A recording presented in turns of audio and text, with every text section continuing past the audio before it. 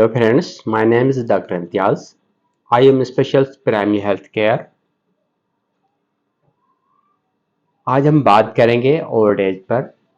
इसका पार्ट 2 होगा, जिसकी आज जो टॉपिक है हमारी, जिसमें ओल्ड एज में सबसे ज़्यादा जो बीमारी होती है, अक्सर 90% में हार्ट की बीमारी सबसे ज़्यादा होती है। हम उस पर बात करेंगे, हार्ट का क्या फंक्शन होता है।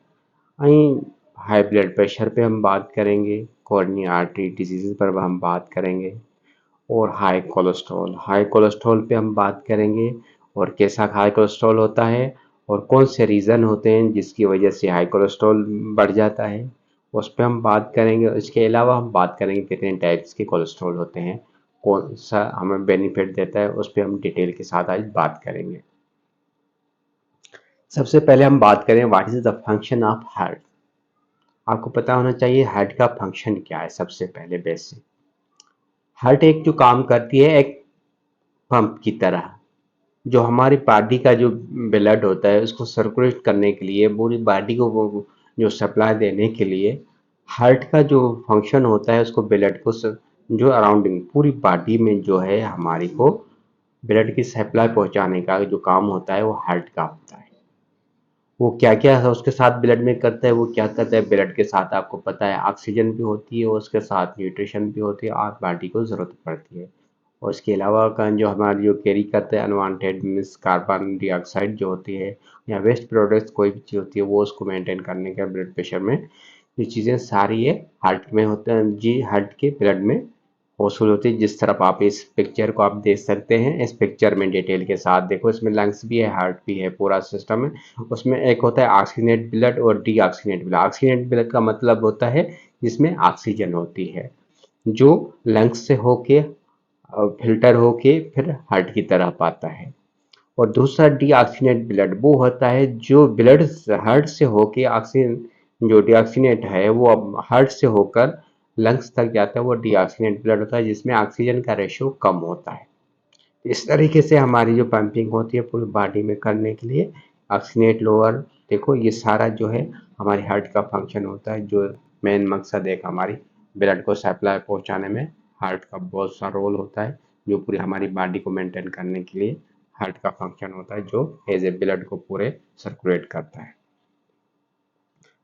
उसके बाद हम बात करेंगे हाई ब्लड प्रेशर के बाद, जिसको हाइपरटेंशन भी कहते हैं, हाई ब्लड प्रेशर भी कहते हैं। देखिए इसमें दो चीज़ें आती हैं हमारे बाद में। जैसे नॉर्मल हमारा जो ब्लड प्रेशर होता है कितना होता है, 120 से लेकर 80 तक नॉर्मल होता है, लेकिन एज के हिसाब से थोड़ा सा डिफरेंट आता है। जैसे ओल्ड एज आता है तो उसके लिए भी 130 और 80 90 तक भी नॉर्मल है। जैसे जो ऊपर वाला ब्लड प्रेशर होता है उसको हम सिस्टोलिक कहते हैं, हार्ट कंट्रैक्ट। जब भी हार्ट हमारी सिकुड़ती है खुलती है तो उसको जो है उसका जो ऊपर वाला जो जो आवाज़ साउंड्स आते हैं उसको हम सिस्टोलिक बोलते हैं, और जो नीचे वाला ब्लड प्रेशर होता है उसको डायसिस्टोलिक कहते हैं। देखिए इसका जो नंबरिंग जो होता है 130 से लेकर 80 तक होते हैं। नॉर्मल जो ब्लड प्रेशर होता है 120 से 120 से लेकर 80 तक नॉर्मल होता है, लेकिन ओल्ड एज के हिसाब में अगर बात करें तो 140 130 तक भी इतना एज में होता है नॉर्मल रूटीन में।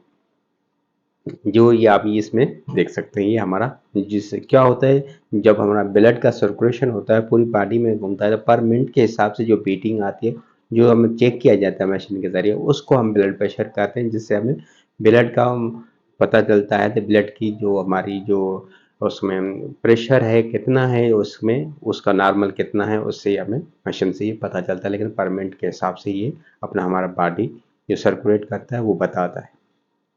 उसके बाद हम बात करते हैं क्यों कोरोनरी आर्टरी डिजीज की। ठीक है, कोरोनरी आर्टरी डिजीज आप ये इस पिक्चर में देख सकते हैं कोरोनरी आर्टरी है क्या। देखें आप इसमें पिक्चर में देखें क्लियर से, क्योंकि ये हमारी आर्टरी है, जो वेन है, जो हमारी जो हार्ट के बाहर वाली साइड में जो आर्टरियाँ होती है, एक हार्ट के अंदर होती है एक बाहर होती है, ये बाहर वाली साइड में जो है आर्टरी है जो हमारी, जिसमें जिस कोरोनरी आर्टरी में इसमें देख रहे हो पीले कलर का जो नजर आ रहा है पिक्चर में, ये जो है फेट होती है।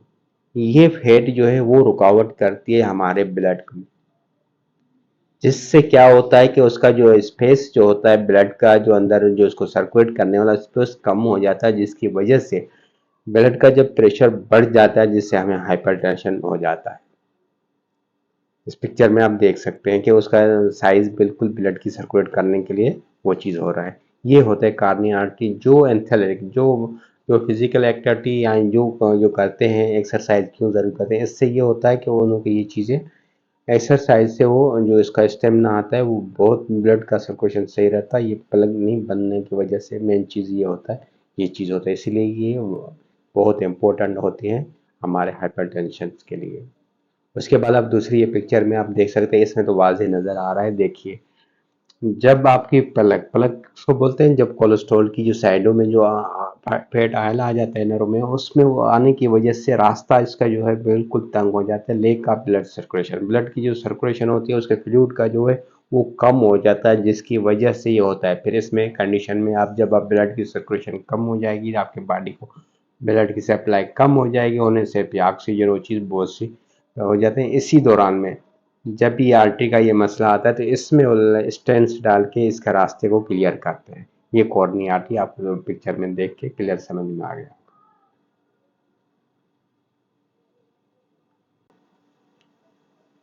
अभी हम बात करेंगे टाइप ऑफ कोलेस्ट्रॉल। देखिए, हम कोलेस्ट्रॉल की बात करेंगे।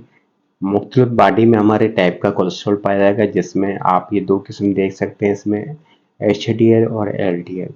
देखो, एचडीएल ब्लड जो आप इस पिक्चर में देख रहे हैं, तो पिक्चर में आपको देख नसें के ब्लड की वेसल के साथ आप पिक्चर देखिए अंदर का शेप किस तरफ होता है। एचडीएल जो होता है ब्लड, जिसको हाई डेंसिटी लिपोप्रोटीन कहा जाता है, जो सबको अच्छा कोलेस्ट्रॉल होता है, जो हमारी बॉडी के लिए बहुत इंपॉर्टेंट होता है।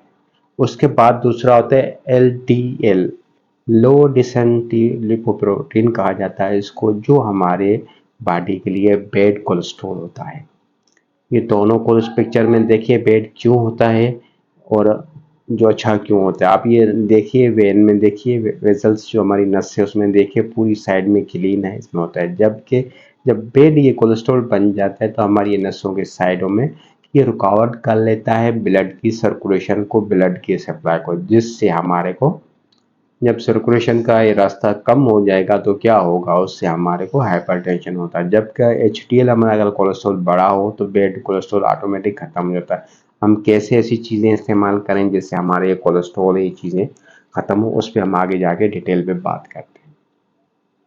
आप ये देख लीजिए, कोलेस्ट्रॉल का आपको इजी समझ में आ जाएगा। कोलेस्ट्रॉल जाके हमारी आर्टरी में हमारी जो है कैसे जाके हमारे को रुकावट करता है, ये आप इस पिक्चर में देखिए। पिक्चर में बिल्कुल दोनों साइडों में इसके ये पीले कलर का जो प्लग बन गया, ये फैट जो क्या करता है कि हमारे ब्लड की सर्कुलेट को का रास्ता जो है बहुत छोटा कर देता है, जिसकी वजह से हमारे ब्लड का सर्कुलेशन जब भी होता है, क्योंकि हमारे से 5 से 6 लीटर ब्लड होता है जो सर्कुलेट करता रहता है हमारी बॉडी में।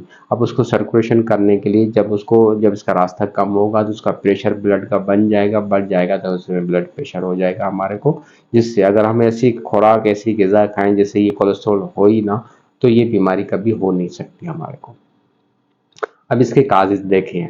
अब हम काजेज़ पे बात करें ना, अब काजेज़ की बात करेंगे तो देखो हाईटेक कौन से होता है।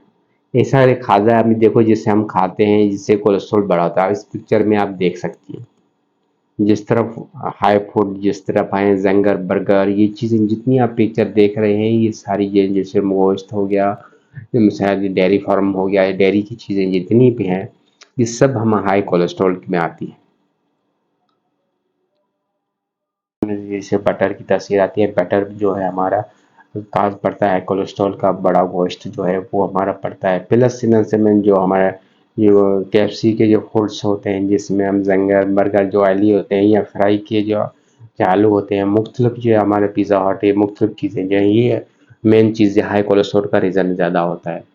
और इसके बाद अगर हम लो इनटेक की बात करें, जिसमें हम सबसे सब फल फ्रूट हो गए, सब्जी हो गई, और जो हमें ड्राई फ्रूट्स जो आते हैं, वो चीज़ें जो आते हैं अगर इस्तेमाल हम करें तो ये हमारे हाई कोलेस्ट्रॉल में लो रिस्क होता है और बहुत ही इम्पोर्टेंट होते हैं। इसलिए अदर हमारा क्या रिस्क हो सकता है, जैसे जेनेटिक, वो जिससे खानदान से जो चीज़ होती है वो चीज़ हो सकती है। रेगुलर जो स्मोकिंग करने वालों को भी कोलेस्ट्रॉल की कहानी हो सकती है। और फिजिकल एक्टिविटी, जो फिजिकल एक्टिविटी नहीं करता, जो जो अपना जो है वॉकिंग यहाँ पे एक्सरसाइज नहीं करता, उनके लिए भी ज़्यादा प्रॉब्लम हो सकता है। जो मेडिसिन लेते हैं अदर कोई डिजीज, ये काज हो सकते हैं हम हाई कोलेस्ट्रॉल के होते हैं।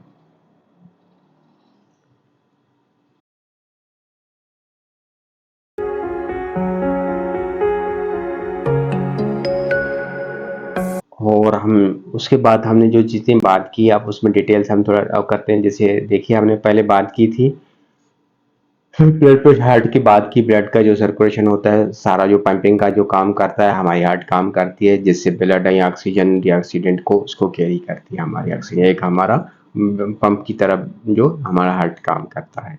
उसके बाद हाइपरटेंशन हमने ब्लड प्रेशर के बताया था, 130 से 80 तक जो है systolic and diastolic blood pressure रहता है।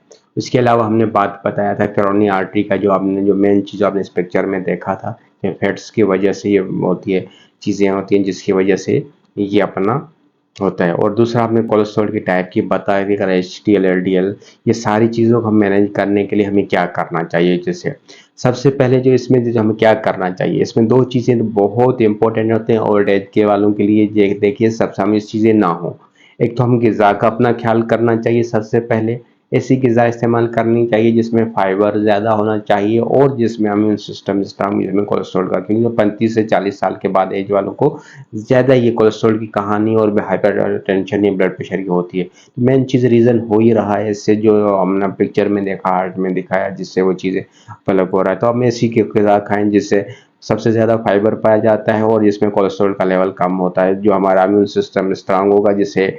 और दूसरा, हमें फिजिकल एक्टिविटी और एक्सरसाइज, या घर में जो भी है हमारा एक्सरसाइज, वो लाजमी करनी चाहिए। जिससे ये क्या होगा कि हमारा जो इनटेक जो है वो हजमे का सिस्टम भी अच्छा रहेगा, इम्यून सिस्टम स्ट्रांग रहेगा। जिससे, क्योंकि हम जब वॉकिंग एक्सरसाइज करते हैं तो उससे हमारा एनर्जी इस्तेमाल होती है, जिससे ये बहुत सी चीज़ों से हम मेरे को ब्लड प्रेशर से बेनिफिट मिल सकते हैं। तो इसलिए इम्पोर्टेंट है कि ये दो तीन चीज़ें इम्पोर्टेंट करना चाहिए, ग़िज़ा का, और दूसरा फिजिकल एक्टिविटी और एक्सरसाइज बहुत इम्पोर्टेंट हैं। ये हाइपरटेंशन ब्लड प्रेशर के लिए हमारे लिए ज़रूरी होते हैं। आपने मेरी तस्वीर में आपको क्लियर समझ में आ गया होगा।